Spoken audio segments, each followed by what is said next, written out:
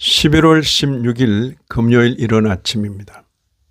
오늘 말씀 읽기 본문은 역대하 20장입니다. 본문을 다음 6단락으로 나눌 수 있겠습니다.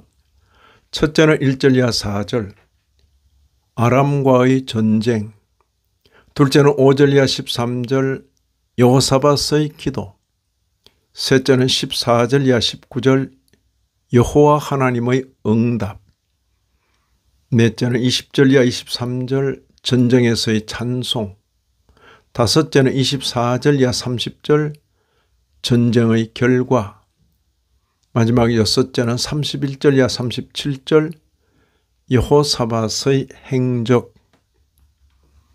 여호사밧은 하나님의 은총을 크게 입은 사람입니다. 아람과의 전쟁에서 여호와께 기도하여 큰 승리를 거두었습니다.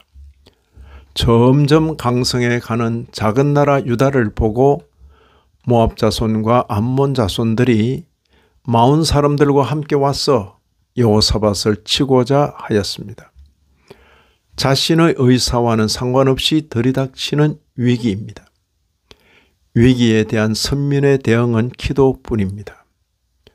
여호사밧은 여호와께 간구하며 백성들에게 금식을 공포하였습니다. 3절 보시면 여호사밧이 두려워하여 여호와께로 낯을 향하여 간구하고 온 유다 백성에게 금식하라 공포하며, 금식하라 공포하며. 기도는 참으로 소극적으로 보입니다. 위기에 처하여 무언가 행동을 하지 않고 기도를 하고 있다니. 하지만 기도는 대단히 적극적인 것입니다. 주권자이신 하나님을 일하시게 하는 계기입니다. 여호사밧의 기도 내용을 살펴보십시다. 먼저 기도의 대상이신 하나님에 대한 분명한 인식이 있습니다. 6절에 우리 조상들의 하나님 여호와여, 주는 하늘에서 하나님이 아니시나이까? 이방 사람들의 모든 나라를 다스리지 아니하시나이까? 주의 손에 권세와 능력이 있사오니 능히 주와 맞설 사람이 없나이다. 하나님이 이런 분인 줄 알기에 이 하나님에게 기도하는 것입니다. 위기에 처하여 그는 하나님의 언약을 기억합니다. 7절에 우리 하나님이여, 전에 이 땅 주민을 주의 백성 이스라엘 앞에서 쫓아내시고 그 땅을 주께서 사랑하시는 아브라함의 자손에게 영원히 주지 아니하셨나이까? 성전을 언급하며 성전을 중심으로 기도할 때에 들어주시리라 약속하신 것을 언급합니다. 9절에 주의 이름이 이 성전에 있으니 우리가 이 성전 앞과 주 앞에 서서 이 환난 가운데에서 주께 부르짖은 적 들으시고 구원하시리라 하셨나이다. 왕은 하나님께 아뢰며 전적으로 하나님께 의지합니다. 12절에 우리 하나님이여, 그들을 징벌하지 아니하시나이까? 우리를 치러오는 이 큰 무리를 우리가 대적할 능력이 없고 어떻게 할 줄도 알지 못하옵고 오직 주만 바라보나이다. 이에 대한 여호와 하나님의 응답은 친절하고 자상합니다. 레위 사람 야하시엘이 하나님의 영에 감동되어 응답을 전해줍니다. 먼저 두려워하지 말라고 하시면서 이 전쟁은 하나님께 속한 것인데 이 전쟁에서 승리를 거둘 것을 약속하십니다. 15절 이하 17절입니다. 너희는 이 큰 무리로 말미암아 두려워하거나 놀라지 말라. 이 전쟁은 하나님께 속한 것이니라. 이 전쟁에는 너희가 싸울 것이 없나니 대열을 이루고 서서 너희와 함께한 여호와가 구원하는 것을 보라. 유다와 예루살렘아, 너희는 두려워하지 말며 놀라지 말고 내일 그들을 맞서 나가라. 여호와가 너희와 함께 하리라. 전쟁의 양상이 특이하게 진행됩니다. 여호사밧은 백성을 격려하면서 싸움 대신 찬양할 것을 명합니다. 전혀 뜻밖의 방식으로 대성을 거두게 되었습니다.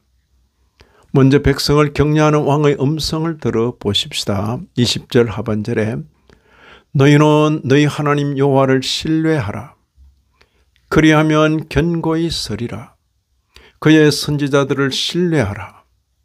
그리하면 형통하리라. 전장에서 찬양하는 모습을 상상해 보십시다. 참으로 낯선 광경입니다.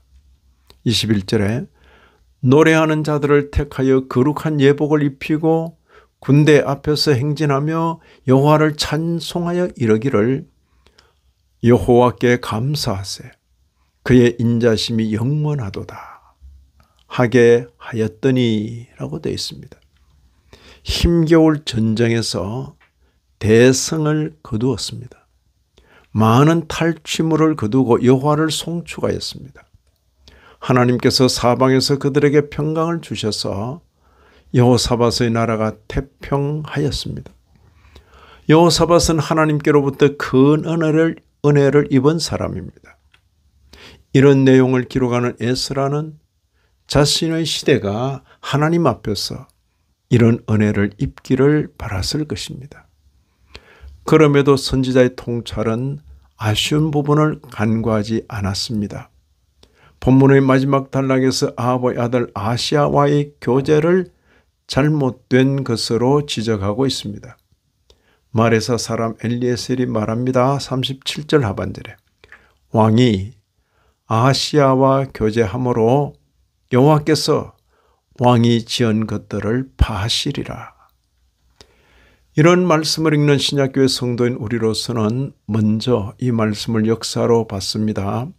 아하, 그때 하나님께서 여호사밧 왕과 백성에게 이런 은혜를 입히셨구나. 동시에 계시로 받아 우리 신행의 교훈으로 적용합니다. 하나님을 바로 알고 하나님께 바른 기도를 드려야 하겠구나. 나아가 영원을 향한 노정의 교훈으로 적용합니다. 은혜를 입은 자라도 불의는 용납되지 않는구나. 이 아침에도 말씀에 참여하신 모든 분들 위해 하나님의 크신 은혜가 다하시기를 진심으로 기원합니다.